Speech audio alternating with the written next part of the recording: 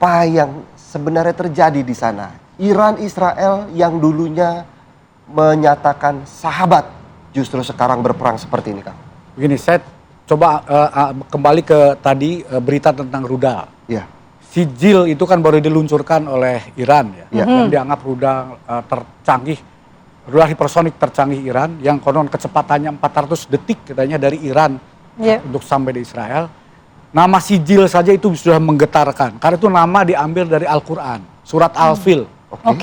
Sijil itu adalah batu dari neraka yang dibawa oleh burung ababil yang dijatuhkan untuk menghancurkan tentara gajah Abraha ketika mau menyerang kota Mekah dan menghancurkan Ka'bah.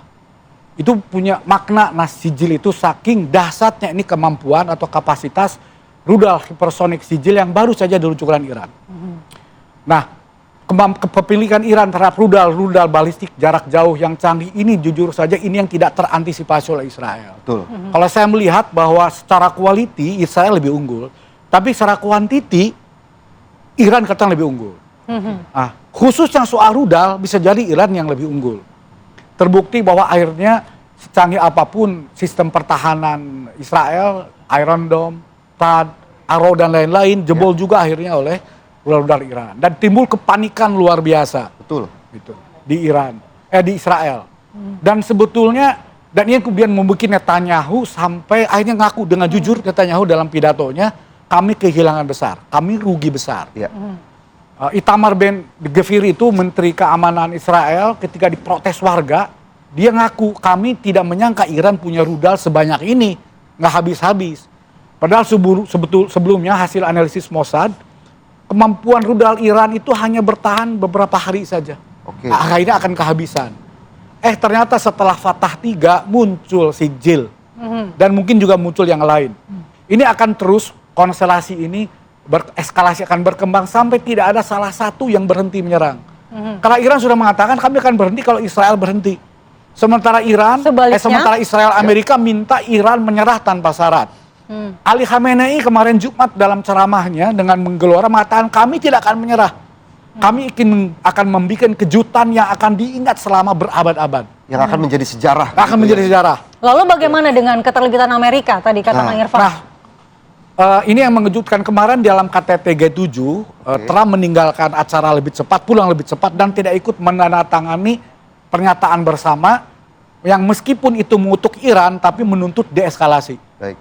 Trump datang, tiba-tiba muncul ancaman segala macam dan konon sudah menggalang tim dalam war room untuk kemungkinan melakukan aksi militer membantu Israel menyerang Iran. Tapi persoalannya tidak semudah itu. Kondisi di Amerika sendiri pro kontra luar biasa terjadi. Jajak pendapat minggu lalu, publik Amerika 60% menolak keterlibatan Amerika menyerang Iran. Di pihak lain, di kalangan internal pendukung Donald Trump sendiri, termasuk di kalangan Partai Republik juga terbelah. Sebagian kubu yang kubu First America First atau Make America Great Again tidak setuju. Tadi pihak lain kubu sayap kanan pro Israel terus mendorong Trump untuk menyerang, termasuk senator Lindsey Graham tuh dari South Carolina. Tapi Ron Paul tidak setuju. Marjorie Taylor, Republikan, sangat loyalis Trump, menentang keras. Baik.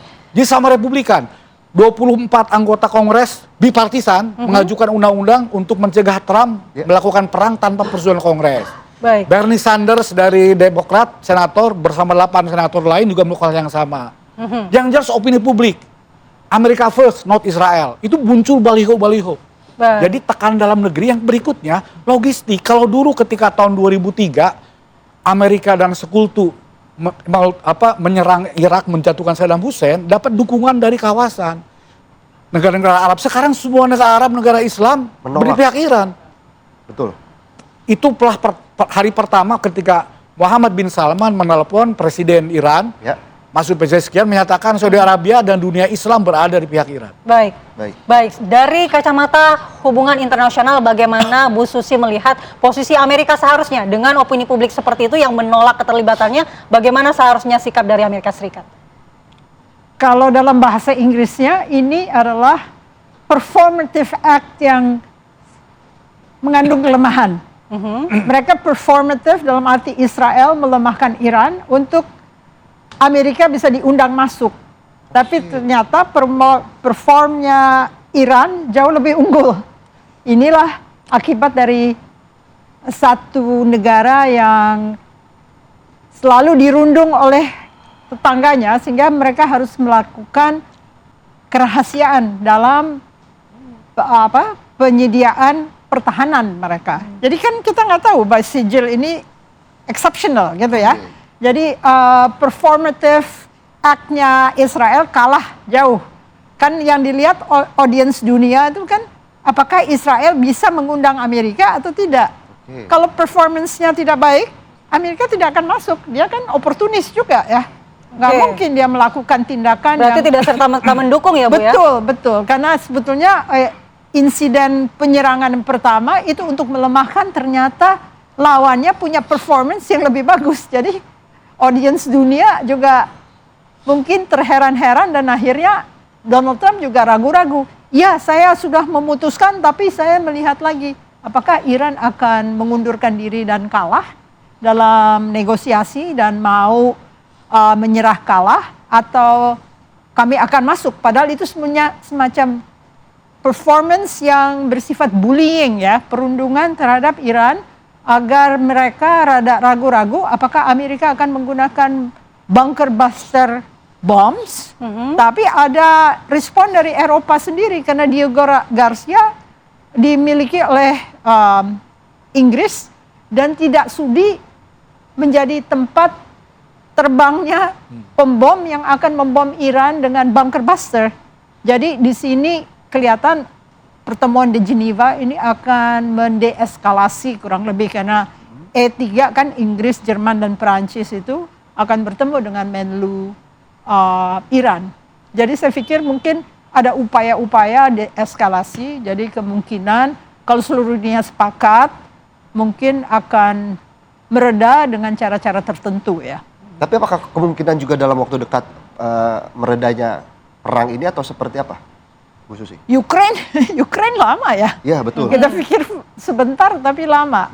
Ya tergantung kegigihan. Kalau saya lihat Indonesia berdiplomasi dengan baik, yaitu Rusia didekati, mungkin diplomasinya rahasia, tapi sifatnya ayo dukung Iran gitu ya. Jadi kalau dukungan dari Cina dan Rusia tetap ada, mungkin Iran performance-nya jadi menegangkan gitu untuk kalangan-kalangan yang ingin mengundang Amerika. Ini masalahnya cuman kelihatan latar belakangnya itu baik atau tidak pelemahan Iran itu. Baru Amerika akan terjun. Kalau misalnya kelihatan mereka kuat ya tidak akan dia ikut campur gitu ya. Oke. Bagaimana posisi dari negara-negara Arab lainnya tentang konflik ini kita akan bahas, namun kita jeda terlebih dahulu.